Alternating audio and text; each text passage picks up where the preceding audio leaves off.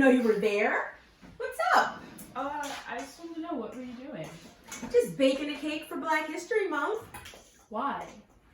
Because Black History Month is a time to celebrate our past, present, and future accomplishments. But why does it have to be Black History Month? Black history is American history. Besides, they put it in February, the shortest month of the year. That's racist. Well, it is actually not racist. Black History Month, founded by Dr. Carter G. Woodson in 1915, initially started as Black History Week. And he chose the month of February because it honors the birthdays of both Frederick Douglass and President Abraham Lincoln. It did not officially become a month until President Gerald Ford made it so in 1976. So what you're telling me is that you're just as old as Black History Month. I am not telling you that. Anyways, I might be older, but Black history is much, much, much older. What do you mean? It's just Dr. King, Rosa Parks, Harriet Tubman, and slavery.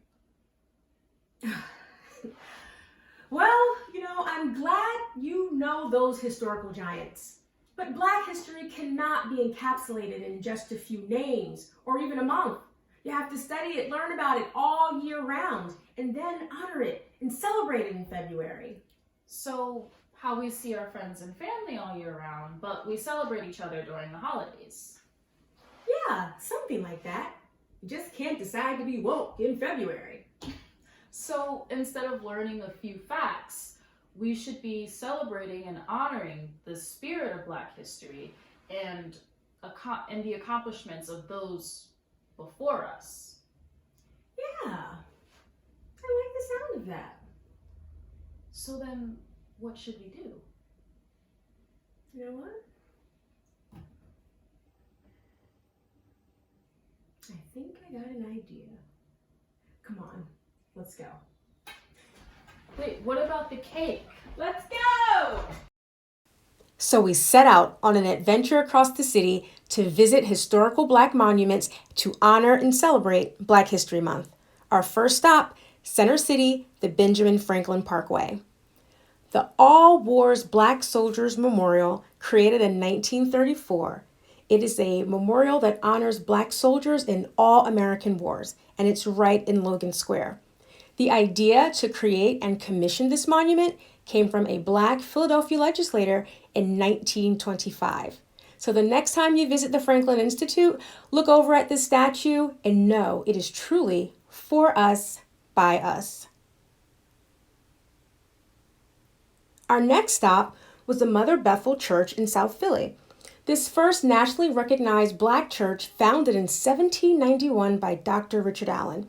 In response to the poor treatment Black people received from the Anglican Episcopal Church, Richard Allen said, "I'm out of here. I'm starting my own church." He was a minister, educator, author, and one of America's most influential Black leaders. And he built this church when he was just about 30 years old. People and politicians still come here from all around the country to this day to get momentum and support for their various political causes. Talk about a legacy. This statue is so remarkable because it is the first of 1,700 monuments in Philadelphia to honor an individual Black person. Octavius V. Cato, an activist for voting rights and a teacher right here in Philadelphia. He was sadly murdered the day before he would have his first opportunity to vote in the 1871 election. Next, we visited the home of William Still, one of the most accomplished and effective Black Americans of all time.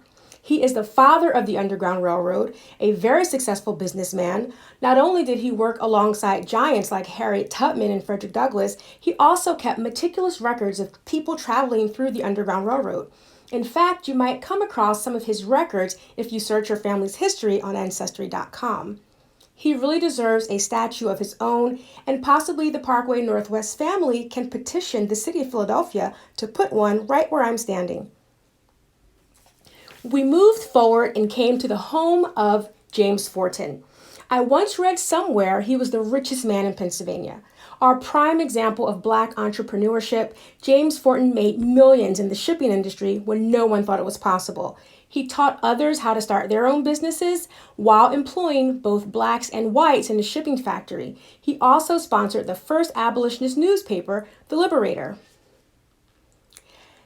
This woman needs no introduction. She was the strongest, brightest, most beautiful woman of her time, a real beacon of hope to all that knew her name, Harriet Tubman. She once said, "Every great dream begins with a dreamer. Always remember you have within you the strength, patience, and passion to reach for the stars, to change the world. Don't ever stop. Keep going. Keep going." The Harriet Tubman Memorial.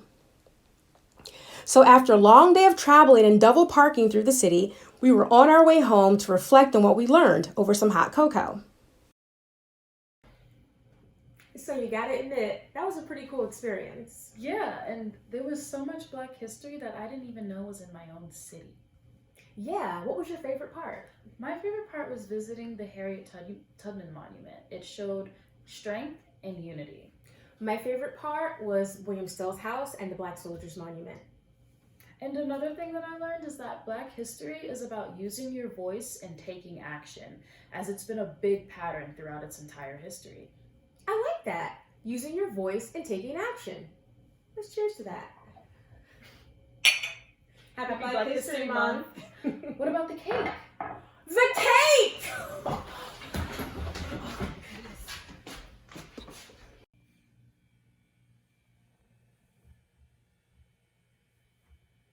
Happy Black History Month, Parkway NorthWest.